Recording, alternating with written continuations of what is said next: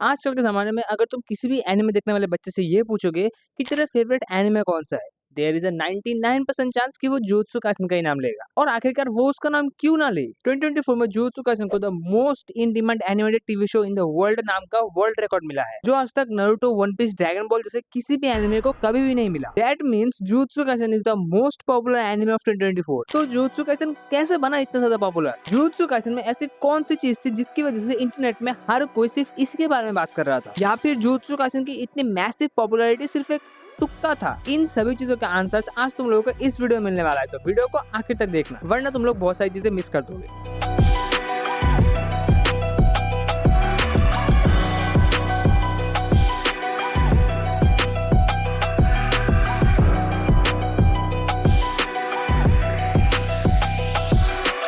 तो हमारी जर्नी शुरू होती है 2001 जापान से, जहाँ पर हमारा छोटा गेगे अपने बड़े भाई से वीकली शोनन जंप की एक मांगा चोरी करके पढ़ रहा था। और ये वही टाइम था जब गेगे ने अपनी लाइफ में पहली बार कोई मांगा पढ़ी है, और वो मांगा थी none other than the goated manga Bleach. और उसको पढ़ने के बाद गेगे इतना ज्यादा इन्फ्लुएंस हो गया कि उसने अपनी पहली मांगा शोनन जंप में पब्लिश कर दी, और उस मांगा का नाम था टोक्यो मेट्रोपॉलिटन कर्स टेक्निकल स्कूल। और इस मांगा की स्टोरी थी कि हमारा मेन कैरेक्टर ह्यूटा बहुत सारे लोगों के साथ जुजुत्सु हाई का एक मेंबर होता है, जिसका काम होता है बहुत सारे कर्स स्पिरिट को मारना। लेकिन ये स्टोरी तुम लोगों को बहुत ज्यादा जानी पहचानी लग रही होगी, क्योंकि ये वही स्टोरी है जिसको जुजुत्सु काइसेन ज़ीरो मूवी में दिखाया गया है, जिसका मतलब जुजुत्सु काइसेन का मेन कैरेक्टर यूजी की जगह पर यूटा होने वाला था। लेकिन इन सब चीजों के बाद गेगे ने 2018 में जुजुत्सु काइसेन को ऑफिशियली लॉन्च कर दिया। एंड एट दैट पॉइंट जितने भी लोगों ने जुजुत्सु काइसेन की मांगा पढ़नी शुरू की थी, उन लोगों ने सिर्फ एक ही चीज बोली थी, Jujutsu Kaisen is a super action shonen manga who is highly inspired from Bleach. और मेरे हिसाब से वो लोगों ने मोर और लेस सही कहा था, क्योंकि जुजुत्सु काइसेन और ब्लीच का जो फर्स्ट पार्ट है वो बहुत ही ज्यादा सिमिलर है, जहाँ पर कुछ स्कूल जाने वाले टीनेजर्स अपनी लाइफ नॉर्मली जी रहे होते हैं,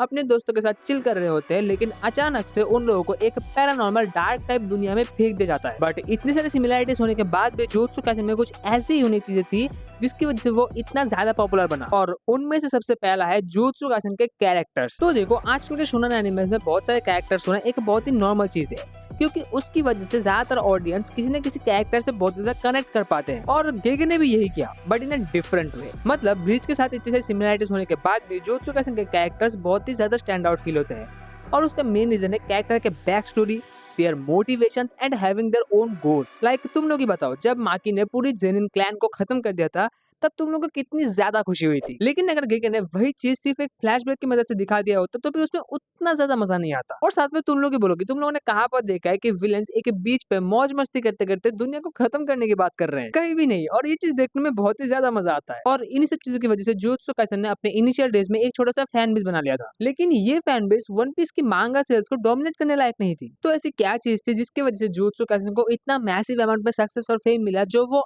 आज भी एंजॉय कर रहा है? और इसका सीधा सीधा आंसर है first season anime. Jujutsu Kaisen का first season was as good as it can be. मतलब जुजुत्सु काइसेन का first season comparing to other animes बहुत ही ज्यादा बढ़िया था। उसके एनिमेशन से लेके उसके कैरेक्टर डिजाइन, उसके hand to hand intense combats, उसके फाइट सीन्स, लाइक सब कुछ ही बहुत बढ़िया था, जिसकी वजह से जुजुत्सु काइसेन इतना ज्यादा पॉपुलर बन गया कि लोग नारुतो जैसे बड़े बड़े एनिमेस के साथ इसको कंपेयर करने लगे। लोग इंटरनेट पे गोजो वर्सेस गोकू करने लगे, यहाँ तक कि उसके एनिमेशन एंड फाइट सीन्स के बहुत ही ज्यादा तारीफ होने लगे। और लोग करे भी क्यों ना, जहाँ पर मापा जैसे स्टूडियो ने एनिमेशन एंड संगो पार्क जैसे डायरेक्टर ने उसको डायरेक्ट किया है, जिन्होंने Ninja Kamui, monster, God of High School जैसे एनिमेस में काम किया है। और तुम लोग ये ग्राफ देखो, ये वाला पार्ट जुजुत्सु काइसेन के फर्स्ट सीजन एनिमेट होने से पहले वाले सेल से, और ये वाला पार्ट जुजुत्सु काइसेन का फर्स्ट सीजन एनिमेट होने के बाद वाले सेल से। जस्ट बिकॉज़ जुजुत्सु काइसेन का फर्स्ट सीजन एनिमेट हो गया, उसकी वजह से जुजुत्सु काइसेन की मांगा सेल्स 100% से बूस्ट हो गई। अब तुम लोग ये कहोगे कि ये तो कोई भी एनिमे या फिर मांगा कर सकता है, तो फिर जुजुत्सु काइसेन में ऐसा क्या था जिसकी वजह से ये इतना ज्यादा पॉपुलर बन गया? And the answer is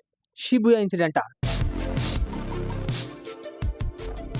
Shibuya incident arc was the most interesting and turning point of jujutsu Kaisen, क्योंकि इस आर्क में हमें बहुत सारी चीजों के बारे में पता चलता है। लाइक हम जिसे जुजुत्सु काइसेन का मेन विलन सोच रहे थे, वो तो मेन विलन था ही नहीं, और साथ में इस आर्क में जितनी भी फाइट सीन्स है वो सभी एक से एक बढ़िया है। लेकिन गेगे को एक चीज पता थी, वो ये जानता था कि उसे अपने मांगा रीडर्स को कैसे अपनी स्टोरी में इन्वेस्ट करना है, कैसे अपने फेवरेट कैरेक्टर्स को मार के लोगों को ट्रॉमेटाइज करना है। और ये एक बहुत ही ब्रिलियंट मूव था, क्योंकि इस चीज की वजह से जुजुत्सु काइसेन इंटरनेट में बहुत ही ज्यादा ट्रेंडिंग करने लगा। एंड फॉर दैट जितने भी लोग जुजुत्सु काइसेन की मांगा फॉलो नहीं करते थे, वो लोगों ने भी उसे पढ़ना शुरू कर दिया। यहाँ तक कि ट्विटर पे कंटिन्यूअसली जुजुत्सु काइसेन के लीक्स, स्पॉयलर्स, थ्योरीज बहुत ही ज्यादा फैलने लगी और इन सभी चीजों की वजह से जुजुत्सु काइसेन को the most hyped animated TV show का गिनीज वर्ल्ड रिकॉर्ड मिल गया। Like that's insane. लेकिन यहाँ पर JJK की हाइप खत्म नहीं होती। जुजुत्सु काइसेन को Crunchyroll anime of the year का अवार्ड तक मिल गया, वो भी सिर्फ हिडन इन्वेंटरी आर्क के लिए, जो सिर्फ 5 एपिसोड्स का था, comparing to his other competitor animes जो 15 से 20 एपिसोड्स के थे। Like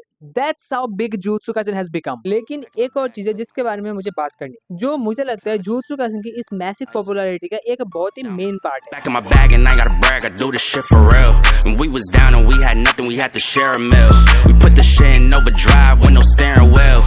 Shorty throw that thing back in a pair of heels, yeah. She Gojo has everything जो एक कैरेक्टर को चाहिए सबका फेवरेट बनने के लिए। एक टीचर जो बहुत ही ज्यादा कूल है, जो अपने स्टूडेंट्स के साथ मस्ती मजाक करता है, बहुत ही ज्यादा गुड लुकिंग भी है और साथ में बहुत ही ज्यादा पावरफुल है। लाइक गोजो को गेगे ने इतना ज्यादा पावरफुल बना दिया था कि उसकी एग्जिस्टेंस की वजह से जुजुत्सु काइसेन वर्ल्ड की पावर लेवल चेंज हो गई और साथ में उसके पास एक ऐसी पावर थी जिसकी वजह से उसे कोई छू भी नहीं सकता था। और इन सभी चीजों की वजह से जब गोजो वर्सेस सुकुना की फाइट चल रही थी, तब सभी लोगों को लगा कि गोजो ये फाइट बहुत ही इजीली जीत जाएगा। But Gege did the most unexpected thing that he can ever do. उसने गोजो का किटकैट बना दिया और वो चीज पूरी इंटरनेट में आग की तरह फैल गई। गोजो के मौत के बाद जुजुत्सु काइसेन की हाइप एक अलग ही लेवल पे चली गई। लाइक तुम लोग सोच सकते हो कि गेगे को रियल लाइफ में थ्रेट्स आने लग गए थे, वो भी एक फिक्शनल कैरेक्टर की वजह से। बट ये एक बहुत ही बड़ी चीज थी और मुझे लगता है गोजो वही सीक्रेट मसाला था जिसकी वजह से जुजुत्सु काइसेन इतना ज्यादा पॉपुलर बन गया।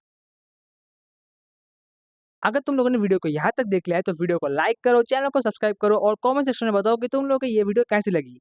तब तक के लिए मैं तुम लोगों से मिलता हूँ अगली वीडियो में।